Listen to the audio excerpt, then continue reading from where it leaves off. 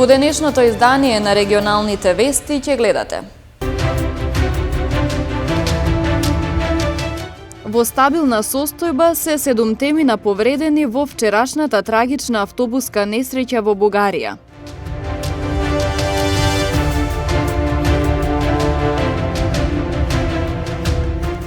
Општина Тетово ќе додели по 1000 евра на семејствата на загинатите во несреќата во Бугарија кои се од овој регион.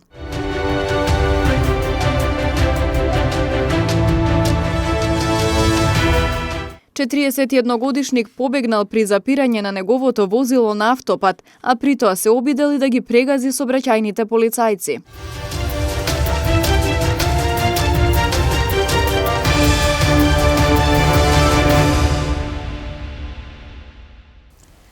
Втор ден на жалост во Македонија. Трагичната автобуска несреќа што се случи вчера во Бугарија однесе 45 човечки животи. 7 темина повредени кои се згрижени во болницата во Софија се во стабилна состојба. Истрагата за несреќата ја водат бугарските истражни органи, а во тимот се вклучени и македонски представници. Црни денови за Македонија, болката и шокот се големи. Во трагичната автобуска несреќа што се случи вчера на автопатот Струма во Бугарија, загинаа 45 патници, од кои 12 деца. 7 мина преживеа и тие се наоѓаат во болницата Пирогов во Софија. Оттаму соопштија дека повредените се стабилни, добиле соодветна грижа и психолошка поддршка, а лекарите ја следат нивната состојба. 6 от тях са в клиниката по изгаряне и пластична хирургия. Един е в травматология. Така, всички те са в стабилно състояние, оказана им е психологична помощ, проведени са спешни оперативни интервенции вчера, като 2 от тях ще бъдат оперирани и днес.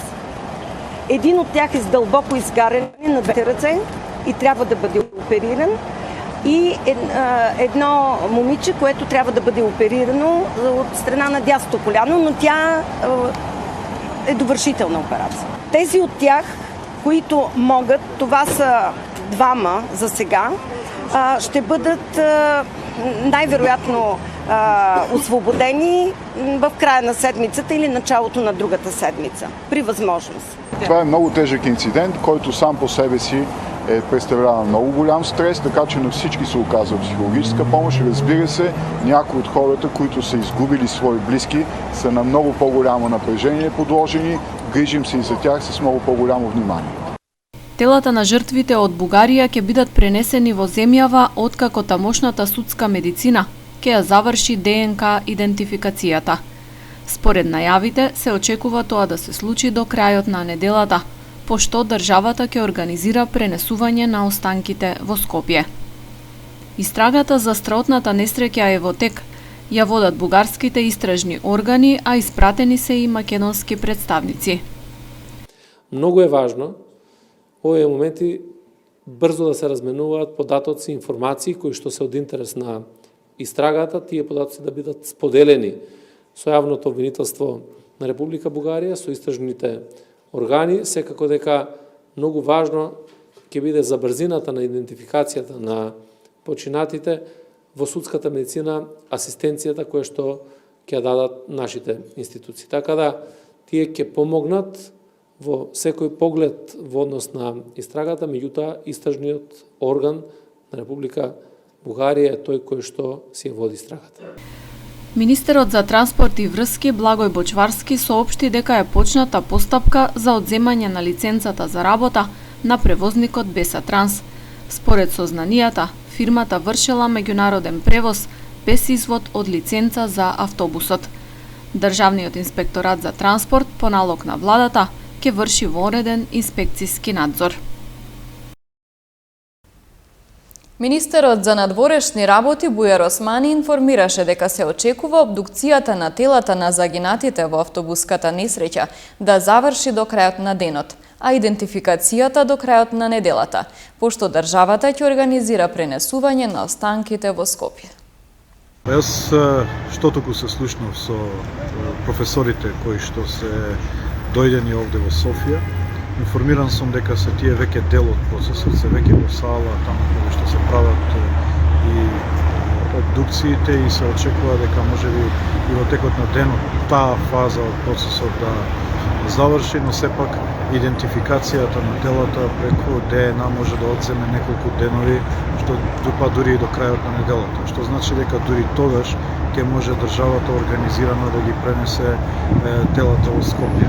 За ова сакам да упатам и порака до семејствата кои што се овде во Софија, дека тој процес ќе го организира државата во моментот откако ќе се заврши идентификацијата, а тоа може да одзема неколку дена и затоа бараме разбирање за да се вратат во Скопје, а ние тука ќе продолжиме со организација на сите аспекти за еден достоинствен транспорт на останките во Скопје.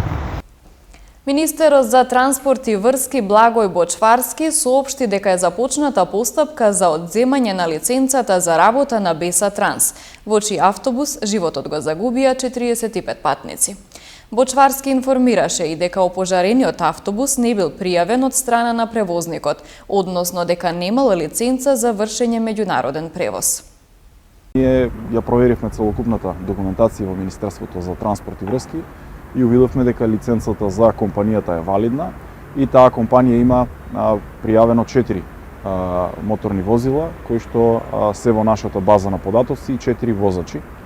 Од неофицијалните информации кои што ги имаме од Министерството за внатрешни работи, се работи за возило кое што не е во тие 4 возила, не било пријавено кај нас. Согласно законите и законските процедури и можности кои што ги нуди законот, секој превозник е должен веднаш по, ако и што има ваква лиценца, веднаш по пуштање во употреба друг ваков превозник, односно друго моторно возило во функција да го пријави во Министерството за транспорт и врски веднаш, односно најдоцна до 15 дена од пуштањето во сообраќај. Согласно тоа, ние ги изнесовме сите наши видувања и информации и понатаму се очекуваме истрагата да покаже каде настанал пропустот. Општина Тетово ќе додели по 1000 евра на семејствата на загинатите во автобуската несреќа кои се од овој регион. Советниците ја усвоија оваа одлука на денешната вонредна седница.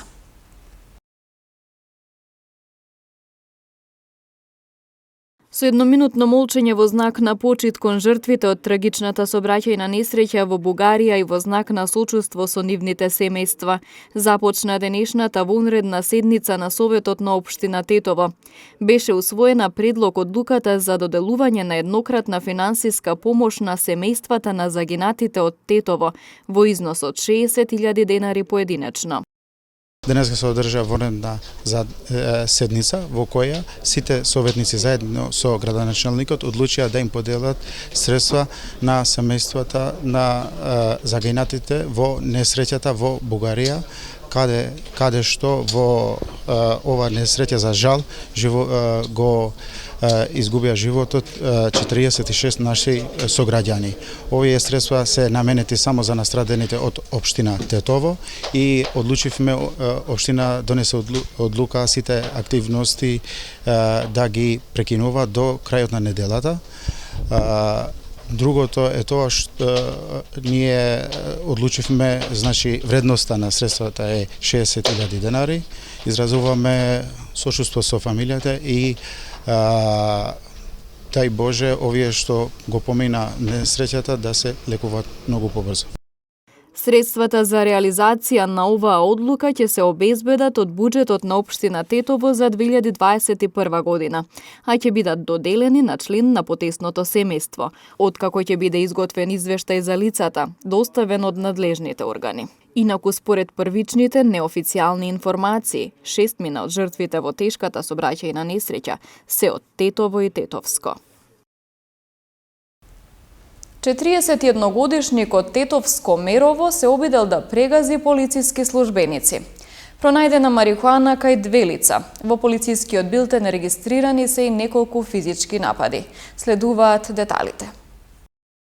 Вчера вечер околу 23 часот и 15 минути, полициски службеници на СВР Тетово, вршејќи службени действија на автопатот Тетово-Скопје во близина на Трибошки надвозник, запреле патничко моторно возило Мерцедес со тетовски регистарски ознаки, управувано 41-годишникот Тетовско Мирово, а во кое се наоѓало уште едно лице. По запирањето, тој го стартувал возилото и се обидел да прегази двајца полициски службеници, оштетил 2 службени возила на СВР Тетово и се оддалечил од местото, додека од полициските службеници биле испукани неколку предупредувачки куршуми во воздух. Се преземаат мерки за расчистување и документирање на случајот. Ноќеска околу 1 часот на улица Илинденска пред градскиот трговски центар во Тетово, полициски службеници на СВР Тетово лишиле од слобода 26-годишникот Гостиварско Речање и 24-годишничка од Република Косово.